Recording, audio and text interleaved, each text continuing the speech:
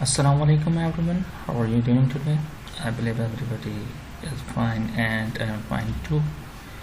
So guys, चलते हैं आज लर्निंग हब की जानिब से इंग्लिश ग्रामर का 5वां लेक्चर है। इसमें हम पढ़ेंगे has have as a state verb. Has have को हम इस्तेमाल करेंगे एज अ स्टेट वर्ब आज। ठीक है, वैसे तो has have more than 36 places इस्तेमाल किया जा सकता है, लेकिन आज हम स्टेट वर्ब के बारे में बात करेंगे। तो आज हम सिर्फ फॉर बिगनर लेवल के लिए जो है यूजेस हम वही इस्तेमाल करेंगे। बाकी जो एडवांस की तरफ हम जब जाएंगे तो इंशाल्लाह फिर हम जो है इसके मज़ीद यूजेस का इस्तेमाल करेंगे। अभी फ़िलहाल हम स्टेट की बात करते हैं। स्टेट वर्ब में हैज़ हैव का इस्तेमाल ऑनरशिप, इलनेस और रिलेशनशिप, 3 कैटेगरीज में आप इस्तेमाल कर सकते हैं। ऑनरशिप क्या है? व्हेन यू ओन समथिंग, जब आप किसी चीज़ को ओन करते हो तो आप जो है हैज़ या हैव का इस्तेमाल कर सकते हैं। मिसाल के तौर पे कोई चीज़ जो आपकी मलकियत है यानी आपकी ज़ाती है या किसी की भी ऑनरशिप है, किसी चीज़, कोई भी चीज़, कोई भी इंसान किसी चीज़ को ओन करता हो तो उसके इस्तेमाल के दरमियान हम हैज़ या हैव का इस्तेमाल कर सकते हैं। For example, Nasir has a new car, Nasir की नई गाड़ी है। ठीक है जी। अच्छा, ये आपने देखा कि मैंने बोला Nasir has a new car, Nasir के पास नई गाड़ी है। इसका मतलब इतना ही होगा। अगर हम ये कहना चाहते हैं कि नासिर ने नई गाड़ी ख़रीदी है तो वो जुमला चेंज हो जाएगा, वो एक्शन में चला जाएगा, स्टेट से निकल जाएगा। ठीक है ना। तो हैज़ और have as a state verb use कर रहे हैं हम। ऑनरशिप में बात कर रहे हैं, यानी कोई भी चीज़ किसी की मलकियत है तो उसके लिए हम हैज़ और हैव का इस्तेमाल कैसे करते हैं, ये मैं आपको बताना या समझाना चाह रहा था कि रज़ा हैज़ ब्लू शर्ट, यानी रज़ा के पास ब्लू शर्ट है, यानी जो ब्लू शर्ट है वो रज़ा की मलकियत है। They have new home etcetera, उनके पास नया घर है तो आप कह सकते हैं दे हैव न्यू होम। उसके पास नया घर है तो आप कह सकते हैं ही हैज़ न्यू होम। अगर कोई लड़की है तो आप कह सकते हैं she has new home. Clear हो गया। ऑनरशिप का मतलब यही है कि आप या कोई भी इंसान किसी चीज़ की ऑनरशिप रखता हो, यानी किसी भी चीज़ को ओन करता हो।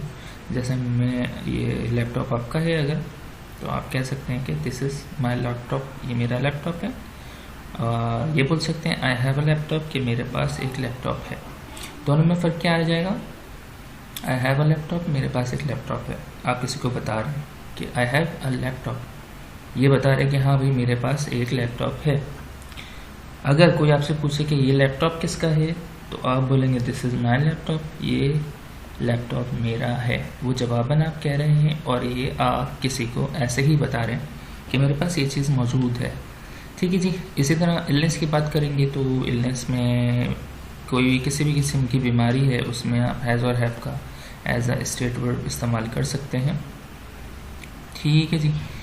अच्छा जी, मिसाल के तौर पे शी हैज़ फ्लू, उसको नज़ला है। नजम हैज़ हेडेक, नजम को सर दर्द है। नजमा एंड सारा है फीवर, नजमा और सारा को बुखार है। Patients have corona at hospital, patients जो हैं वो कोरोना का शिकार हैं हॉस्पिटल में, या पेशेंट्स को कोरोना है। ठीक है जी, जो हॉस्पिटल में मौजूद हैं। बहरहाल, तो इस तरह हम हैज़ और हैव का यूज़ एज अ इलनेस और सिकनेस में यूज़ करते हैं, यानी किसी भी किस्म की बीमारी में हम हैज़ हैव का इस्तेमाल कर सकते हैं। अच्छा, अभी थोड़ी देर पहले मैंने जैसे बताया था कि आप अगर किसी को बता रहे हैं दिस इज़ माई लैपटॉप, तो आप किसी ने आपका लैपटॉप देखा है, आप उसको बता रहे हैं। ठीक है ना। अच्छा, जब आप बोलते हैं हैव अ लैपटॉप तो इसका मतलब ये है कि किसी ने शायद देखा नहीं है, आप अपनी ऑनरशिप को जाहिर कर रहे हैं कि ये चीज़ भी मेरे पास मौजूद है। ठीक हो गया जी। तो ऑनरशिप में हम हैज़ हैव का इस्तेमाल करते हैं, इलनेस में हम हैज़ हैव का इस्तेमाल करते हैं। इसी तरह हम रिलेशन में भी हैज़ हैव का इस्तेमाल करते हैं। रिलेशनशिप में कैसे इस्तेमाल होता है? वी हैव 2 चिल्ड्रन, हमारे 2 बच्चे हैं। दे हैव 4 सिबलिंग्स, उनके 4 भाई हैं या 4 बहन भाई हैं। सिबलिंग्स कहते हैं बहन और भाई दोनों को मिला के सिबलिंग्स हम यूज़ करते हैं। इसी तरह you have 2 brother and 1 sister, आपकी 2 बहनें, 2 भाई और 1 बहन है। ठीक है जी। तो इसी तरह आप रिलेशनशिप में हैज़ हैव का यूज़ करते हैं, इलनेस में हैज़ हैव का इस्तेमाल करते हैं और ऑनरशिप में हैज़ हैव का इस्तेमाल करते हैं। और ये सब क्या है, एज अ स्टेट वर्ब इस्तेमाल हो रहे हैं। इसमें बहुत सारे यूजेस हम नॉर्मली करते हैं, लेकिन हमें नहीं पता होता कि हम स्टेट में इसका यूज़ कर रहे हैं। ये बात आपको शायद उसमें 30% लोगों को आज पता चली होगी कि हैज़ हैव का इस्तेमाल हम स्टेट वर्ब में कर रहे होते हैं। चलते हैं लेक्चर को आगे बढ़ाते हैं आगे की तरफ। तो आगे हमारे पास क्या है, आगे हम मज़ीद इसी को डिस्कस करने वाले हैं।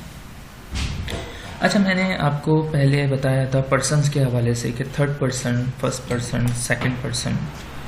ठीक है जी, फर्स्ट, सेकंड और थर्ड पर्सन के बारे में मैंने आपको बताया था कि आई हमेशा फर्स्ट पर्सन होता है, यू हमेशा सेकंड पर्सन होता है और थर्ड पर्सन में 2 कैटेगरीज आ जाती हैं, नंबर 1 सिंगुलर और नंबर 2 प्लूरल। ठीक है, सिंगुलर जहाँ जहाँ मौजूद होगा वहाँ हम हैज़ का इस्तेमाल करेंगे। सिंगुलर में क्या क्या था, ही, शी, इट या कोई भी एक नाम, यानी सिंगल नाउन। इसी तरह प्लूरल में यू तो नहीं है, थर्ड पर्सन में आता है आपका दे आ जाता है और एक से ज़्यादा नाम आ जाते हैं या वी आ जाता है। वी फर्स्ट पर्सन में आता है, लेकिन क्या फर्स्ट पर्सन ये सिंगुलर नहीं होता, ये फर्स्ट पर्सन प्लूरल है। खैर, तो हम बात करते हैं थर्ड पर्सन की, तो मोर देन 1 नेम और दे ये थर्ड पर्सन में आ जाएंगे हमारे पास। यू हमारा सेकंड पर्सन है, आई भी फर्स्ट पर्सन है और वी भी फर्स्ट पर्सन ही है। बस क्या है, वी है तो फर्स्ट पर्सन बट सिंगुलर नहीं है, एक से ज़्यादा है। तो ये भी क्लियर हो गया है कि हैज़ का इस्तेमाल हम कहाँ करेंगे और हैव का इस्तेमाल कहाँ करेंगे। हैज़ का इस्तेमाल हम थर्ड पर्सन सिंगुलर में करते हैं। थर्ड पर्सन सिंगुलर में हमारे पास क्या क्या आता है, ही आता है, शी आता है और इट आता है। इसी तरह हैव का इस्तेमाल हम किस किस के साथ करेंगे, हैव का इस्तेमाल हम दे के साथ करेंगे, यू के साथ करेंगे, आई के साथ करेंगे या वी के साथ करेंगे, या एक से ज़्यादा अगर नाम हुए हमारे पास, जैसे नजमा, सलमा, सुल्ताना वगैरह वगैरह जो भी हैं, 2-3 नाम हुए, यानी एक से ज़्यादा 2 नाम हुए, 3 नाम हुए, तब भी हम क्या करेंगे, हैव का इस्तेमाल करेंगे, हैव का यूज़ करेंगे। इसी तरह जब कोई एक नाम आएगा हमारे पास तो हम हैज़ का इस्तेमाल करेंगे। जैसे अगर मैं कहता हूँ सारा हैज़ का, तो सारा के साथ हैज़ आएगा, हैव नहीं आएगा। सारा के साथ हैज़ आएगा। अगर मैं कहूँ सारा एंड अली बोथ, अगर मैं इधर क्या आएगा, हैज़ आएगा, हैव आएगा। सोचें, इधर एग्जैक्टली हैव आएगा। ठीक है जी, क्यों? क्योंकि वो सब्जेक्ट सिंगुलर नहीं रहा, उसके साथ एक और सब्जेक्ट जुड़ गया, तो वो क्या हो गया, दोनों मिला के प्लूरल हो गए, यानी सारा एंड अली हैव कफ। ठीक है जी, तो ये था हैज़ और हैव का यूज़। और हैड का इस्तेमाल मैंने आपको ज़बानी बता दिया है कि जब भी हम पास्ट की बात करेंगे, यानी अगर उसको नज़ला था तो हम हैड का यूज़ करेंगे। There are some more examples.